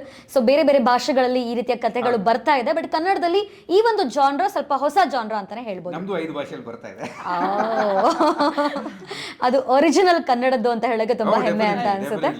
ಎಸ್ ವೀಕ್ಷಕರೇ, ಇದೇ ಜನವರಿ 30ನೇ ತಾರೀಕು ಸಿನಿಮಾ ರಿಲೀಸ್ ಆಗ್ತಾ ಇದೆ. ಸೊ ನಾವ್ಯಾರು ಕೂಡ ಮಿಸ್ ಮಾಡದೆ ಚಿತ್ರಮಂದಿರಗಳಿಗೆ ಹೋಗಿ ಕನ್ನಡ ಸಿನಿಮಾವನ್ನ ನೋಡೋಣ, ಕನ್ನಡ ಚಿತ್ರವನ್ನ ಸಂಭ್ರಮಿಸೋಣ ಅಂತ ಹೇಳ್ತಾ, ಸರ್ ಕೊನೆಯದಾಗಿ ನಿಮ್ಮ ಆಡಿಯನ್ಸ್ಗೆ ನೀವಿಬ್ರು ಕೂಡ ಹೇಗೆ ಇನ್ವೈಟ್ ಮಾಡ್ತೀರಾ ಅಂತ. ಓಕೆ, ಸೊ ಈಗ ನಮ್ಮ ಕಂಟೆಂಟ್ ನೀವು ಅವಾಗವಾಗ ನೋಡ್ತಾ ಇರ್ತೀರ. ನಮ್ಮ ಹತ್ರ ಇರೋ ಶಕ್ತಿನೇ ಬರವಣಿಗೆ ಮತ್ತು ಆನೆಸ್ಟಿ. ಬಿಕಾಸ್ ಇನ್ನು ಬಾಕಿ ಅದನ್ನ ಬಿಟ್ಟು ಬೇರೆ ಏನೂ ಗೊತ್ತಿಲ್ಲ ನಮಗೆ. But in terms of film making ತುಂಬ ತಯಾರಾಗಿ ಹೋಲ್ಡ್ ಆ್ಯಂಡ್ ರಿಲೀಸ್ ಅನ್ನೋ ಸ್ಕ್ರೀನ್ ಪ್ಲೇ ಇರ್ಬೋದು, ನಾವು ಯೂಸ್ ಮಾಡಿರೋ ಗ್ಯಾಜೆಟ್ಸ್ ಇರ್ಬೋದು, ಅವೆಲ್ಲ ನಿಮಗೆ ನಮ್ಮ ಟ್ರೈಲರು, ಟೀಸರು, ಸಾಂಗ್ಗಳಲ್ಲಿ ನಿಮಗೆ ಕಾಣುತ್ತೆ. ಈ ಟ್ರೈಲರ್, ಟೀಸರ್, ಸಾಂಗ್ಗಳಲ್ಲಿ ನಿಮಗೆ ಏನಾದರೂ ಪ್ರಾಮಿಸಿಂಗ್ ಅನಿಸಿದ್ರೆ, ಅಥವಾ ಇದು ನಾನು ನೋಡ್ಬೋದಾದಂಥ ಸಿನಿಮಾ ಅಂತ ಅನಿಸಿದ್ರೆ ದಯವಿಟ್ಟು ಬಂದು ನೋಡಿ. ಅಥವಾ ನಿಮಗೆ ಅದು ಅಪೀಲ್ ಆಗ್ತಿಲ್ಲ ಅಂದರೆ you better stay out. Because ನಾನು ಯಾವುದೋ ಅಗೌರವದಿಂದ ಹೇಳ್ತಿಲ್ಲ, ಬಿಕಾಸ್ ನಾನು ನಿಮ್ಗೆ ಸುಳ್ಳು ಹೇಳಿ ಮೋಸ ಮಾಡೋಕ್ಕೆ ಇಷ್ಟ ಇಲ್ಲ. ಆ ಕತೆ ಟ್ರೈಲರಲ್ಲಿ ಏನಿದೆಯೋ, ಟೀಸರಲ್ಲಿ ಏನಿದೆಯೋ ಅದೇ ಥರನೇ ಸಿನಿಮಾ ಇದೆ. ನಾವು ಯಾವುದೂ ಎಕ್ಸ್ಟ್ರಾ ವಿಜುವಲ್ ಶೂಟ್ ಮಾಡಿಲ್ಲ, ಔಟ್ಸೈಡ್ ದ ಸಿನಿಮಾ ಏನನ್ನೂ ಮಾತಾಡ್ತಿಲ್ಲ. ಸೊ ಹಾಗಿದ್ದಾಗ ಆ ಟ್ರೈಲರ್, ಟೀಸರ್, ಸಾಂಗನ್ನು ನೋಡಿ ನಿಮಗೆ ಇದು ಇಂಟ್ರೀಗಿಂಗ್, ನಿಮಗೆ ಅಪೀಲಿಂಗ್ ಅನಿಸಿದ್ರೆ ದಯವಿಟ್ಟು ಬಂದು ನೋಡಿ. ಸಿನಿಮಾ ಇಷ್ಟ ಆದರೆ ಒಂದು 4 ಜನಕ್ಕೆ ಹೇಳಿ ಅಷ್ಟೇ. ಓಕೆ, ಎಸ್ ನಾಗಶ್ರೀ ಅವರೇ. ನಮ್ಮ ಒಂದು ಪ್ರಯತ್ನವನ್ನು ನಾವು ಪ್ರಾಮಾಣಿಕವಾಗಿ ಮಾಡಿದ್ದೇವೆ. ನಾನು ಪ್ರೀತಿ ಸರ್ ಆವಾಗ ಡೈರೆಕ್ಟ್ರಿಗೆ 10 on 9 ಅಂತ ಹೇಳಿದೆ, ಅದು ನನ್ನ ಒಪಿನಿಯನ್. ಬಟ್ ಹೋಲ್ ಮೂವಿ ನೀವು ತೊಗೊಂಡ್ರೆ 10 on 10 ಅವ್ರು ಎಫರ್ಟ್ ಹಾಕಿದ್ದಾರೆ. ಆ್ಯಂಡ್ ವೆರಿ ಪ್ರಾಮಿಸಿಂಗ್ ಅಂತ ನನಗನ್ನಿಸ್ತು ಪರ್ಸ್ನಲಿ. ಅವ್ರ ರೈಟಿಂಗಲ್ಲಿರ್ಬೋದು, ಅವ್ರ ಡೈರೆಕ್ಷನಲ್ಲಿರ್ಬೋದು, ವೆರಿ ಪ್ರಾಮಿಸಿಂಗ್. ಆ್ಯಂಡ್ ಈಗಾಗಲೇ ನೀವು ನಮ್ಮ ಟೀಸರ್ನ ನೋಡಿದ್ದೀರಾ, ಆ್ಯಂಡ್ ಸಾಂಗ್ ಔಟ್ ಆಗಿದೆ, ಎಲ್ಲದನ್ನು ನೋಡಿದ್ದೀರಾ. ನಿಮಗೆ ಏನಾದರೂ ಪ್ರಾಮಿಸಿಂಗ್ ಅಂತ ಅನಿಸಿ ಏನೋ ಒಂದು ಮಾಡಿದ್ದಾರೆ, ಸೊ ಏನೋ ಒಂದು ಕ್ಯೂರಿಯಾಸಿಟಿ ಬಿಲ್ಡ್ ಆಗಿದೆ ಅಂತ ನಿಮ್ಗೆ ಅನಿಸಿರುತ್ತೆ ಆಬ್ವಿಯಸ್ಲಿ. ಸೊ ಬಂದು ಇದನ್ನು ನೀವು ಒಂದು ಎಕ್ಸ್ಪೀರಿಯನ್ಸ್ ಮಾಡಬೇಕು ಅಂದರೆ ನೀವು ಇದನ್ನು ಥಿಯೇಟ್ರಲ್ಲೇ ನೋಡಬೇಕು. ಆವಾಗಲೇ ಆ ಒಂದು ಎಫೆಕ್ಟ್ ಇರ್ಬೋದು, ಅಥವಾ ವಿಜುವಲಿ ಆ್ಯಂಡ್ ಸೌಂಡ್ ಎಫೆಕ್ಟ್ ಏನಿದೆ ಅದನ್ನು ನೀವು ಥಿಯೇಟ್ರಲ್ಲಿ ಮಾತ್ರ ಎಕ್ಸ್ಪೀರಿಯನ್ಸ್ ಮಾಡಕ್ಕೆ ಸಾಧ್ಯ. ಸೊ ನೀವು ಥಿಯೇಟ್ರಿಗೆ ಬಂದು ನೋಡಿ, ನಿಮ್ಗೆ ಇಷ್ಟ ಆದರೆ ಇನ್ನೊಬ್ರಿಗೂ ಹೇಳಿ, ಅವರು ಬಂದು ನೋಡೋ ಥರ ಆಗುತ್ತೆ. ಆಲ್ ದ ವೆರಿ ಬೆಸ್ಟ್ ನಿಮ್ಮ ಚಿತ್ರಕ್ಕೆ ಅಂತ ತಿಳಿಸ್ತಾರೆ. ಎಸ್ ವೀಕ್ಷಕರೇ, ಮತ್ತಷ್ಟು ಲೇಟೆಸ್ಟ್ ಅಪ್ಡೇಟ್ಸ್ಗಳಿಗಾಗಿ ನೋಡ್ತಾ ಇರಿ mister D picture YouTube channel. Signing off, anchor Soujanya Ashok. Thank you.